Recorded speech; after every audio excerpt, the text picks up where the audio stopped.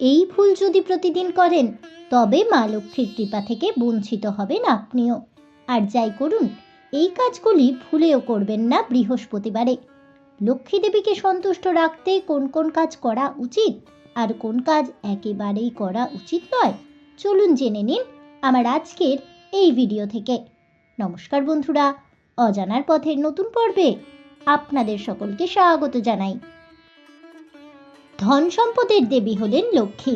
সংসারে লক্ষ্মীর কৃপা থাকলে সেই পরিবারে সুখ শান্তি বিরাজ করে। তবে লক্ষ্মী যদি একবার অসন্তুষ্ট হন, তখন পরিবারের সমস্যা পিছু ছাড়ে না। অর্থ সংকট প্রায় লেগেই থাকে। আমাদের অজান্তে আমরা এমন অনেক কাজ করে ফেলি যা সাংসারিক সমস্যাকে আরো বাড়িয়ে দেয়। দেবী অন্নপূর্ণা হিন্দু ধর্মের এক গুরুত্বপূর্ণ দেবী, যিনি সম্পদ, সৌভাগ্য, সমৃদ্ধি, সৌন্দর্যের প্রতীক হিসেবে পূজিতা হন। সকাল সন্ধে পুজো পাঠ করেও যদি সাংসারিক সুখ না থেকে থাকে, প্রায় বাড়িতে ঝামেলা, অশান্তি, অর্থ সংকট লেগেই থাকে, তবেই বুঝবেন ঘরের লক্ষ্মী অসন্তুষ্ট হয়েছেন। তবে কোন কোন কাজে মা লক্ষ্মী রুষ্ট হন, চলুন জেনে নেওয়া যাক। অনেক বাড়িতেই আয়ের থেকে ব্যয় বেশি হয়, কিংবা টাকা অতিরিক্ত পরিমাণে খরচ হয়। অর্থের অপচয় লক্ষ্মী একেবারেই পছন্দ করেন না। যে বাড়িতে চরম অর্থের মূল্য দেওয়া হয় না, অতিরিক্ত টাকা অপচয় করা হয়, সেই সংসারে বেশি দিন বিরাজ করেন না লক্ষ্মী। এছাড়াও শাস্ত্র বলছে, যে বাড়ির মহিলাদের সম্মান করা হয় না, প্রতি মুহূর্তে মহিলাদের অপমানের চোখে দেখা হয়, সেই সংসারের উপরেও রুষ্ট হন অন্নপূর্ণা। এছাড়াও অনেক বাড়িতে প্রায়ই অতিরিক্ত খাবার ফেলে দেওয়া হয়, খাবার নষ্ট করা হয় যে সংসারে প্রতিনিয়ত, সেখানেও বেশি দিন বিরাজ করেন না দেবী লক্ষ্মী। তাই তো বাড়ির খাবার বেশি হলে নালা নর্দমায় ফেলবেন না, কুকুর বেড়ালকে খাইয়ে দিন, তবুও খাবার অপচয় হবে না। তবে পচা খাবার বেড়াল কুকুরকে খেতে দিলেও অসন্তুষ্ট হন ধনদেবী লক্ষ্মী। মিথ্যে কথা বলা মহাপাপ। প্রবাদ বাক্যে এক কথার উল্লেখ থাকলেও অনেকেই মিথ্যে কথা বলে থাকেন প্রতিনিয়ত। কেউ পরিস্থিতির চাপে পড়ে, তো কেউ আবার ইচ্ছে করেই। খেতে বসে যদি কেউ ভাতের পাতে মিথ্যে কথা বলেন, তার জীবনে উন্নতি থমকে যায়, লক্ষ্মীর কৃপা দৃষ্টি থেকে বঞ্চিত হন সেই ব্যক্তি। সন্ধ্যের সময় যারা ঘুমিয়ে থাকেন, তাদের প্রতিও ঘেন্নার চোখে দেখেন লক্ষ্মী। কারণ মা লক্ষ্মী গৃহে প্রবেশ করেন সাধারণত সন্ধেবেলার সময়ে। এমন অবস্থায় ঘরের কোনো সদস্য যদি বিছানার ওপর দরজা বন্ধ করে ঘুমিয়ে থাকে, তাহলে এই কাজ তাদের গৃহের জন্য যথেষ্ট ক্ষতিকর।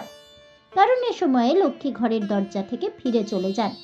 লক্ষ্মী সামান্য অবহেলাতে খুব বিরক্ত হন, তার জেরে আপনার উন্নতিতে বাধা হয়ে দাঁড়াতে পারে। তবে পুজোর মাধ্যমে নয়, রোজকার কিছু ছোট ছোট কাজের মাধ্যমেই ধনদেবী লক্ষ্মীকে তুষ্ট করা সম্ভব। অন্যদিকে যারা নিষ্ঠা ভরে পুজো করে না, তাদের উপর কখনোই দেবী লক্ষ্মীর আশীর্বাদ বর্ষায় না। নিয়ম মেনে সকাল সন্ধে ঘরে প্রদীপ না জ্বাললেও মা লক্ষ্মী কখনোই ঘরে প্রবেশ করেন না।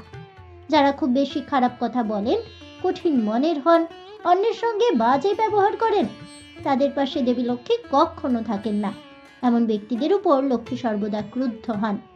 তাই যতটা সম্ভব রাগ নিয়ন্ত্রণ করা উচিত। রান্নাঘরে বিপুল পরিমাণে এঁটো বাসন রাখা হলেও সেই ঘরে লক্ষ্মীর প্রবেশ হয় না। তাই ঘরের রান্নাঘর অবশ্যই পরিষ্কার পরিচ্ছন্ন রাখা প্রয়োজন। দেবী লক্ষ্মীকে তুষ্ট রাখতে কোন কাজগুলি করা উচিত? শাস্ত্র বলছে, লাল জবা লক্ষ্মীর খুব প্রিয়। তাই প্রতি বৃহস্পতিবারে লাল জবা দিয়ে মা লক্ষ্মীর পুজো করুন।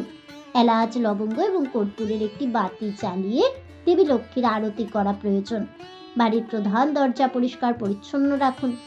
অতিথি আপ্যায়নে কোনো ত্রুটি রাখবেন না। প্রতি বৃহস্পতিবার সম্ভব না হলেও মাঝে মধ্যে বৃহস্পতিবার করে গরিব দুস্থ ব্যক্তিদের কিছু দান করতে পারেন, এতেও সন্তুষ্ট হবেন ধনদেবী লক্ষ্মী। মন সর্বদা পরিষ্কার রাখুন। স্নান সেরে শুদ্ধ বস্ত্র পরে দেবী লক্ষ্মীর আরাধনা করুন, তবেই সন্তুষ্ট থাকবেন মা লক্ষ্মী ও স্বয়ং অন্নপূর্ণা। জয় মা লক্ষ্মী দেবীর জয় হোক, এই বলে আমার আজকের ভিডিওটি আমি এখানেই শেষ করছি। তাহলে বন্ধুরা, দেবী লক্ষ্মীকে তুষ্ট রাখতে কোন কাজগুলি করবেন আর কোন কাজ ভুলেও করবেন না, সে সম্পর্কে বিস্তারিত জেনে আপনাদের কেমন লাগলো অবশ্যই আমাকে কমেন্টে জানাবেন। ভিডিওটি ভালো লেগে থাকলে লাইক শেয়ার করতে ভুলবেন না। আমার চ্যানেলের নতুন বন্ধু হয়ে থাকলে চ্যানেলটিকে সাবস্ক্রাইব করে দেবেন। পাশে থাকা বেল বাটনটি প্রেস করে রাখবেন নতুন ভিডিওর নোটিফিকেশন পাওয়ার জন্য। ফিরে আসছি পরবর্তী ভিডিও নিয়ে। ততক্ষণ সবাই ভালো থাকুন, সুস্থ থাকুন আর অবশ্যই সঙ্গে থাকুন আর দেখতে থাকুন অজানার পথে।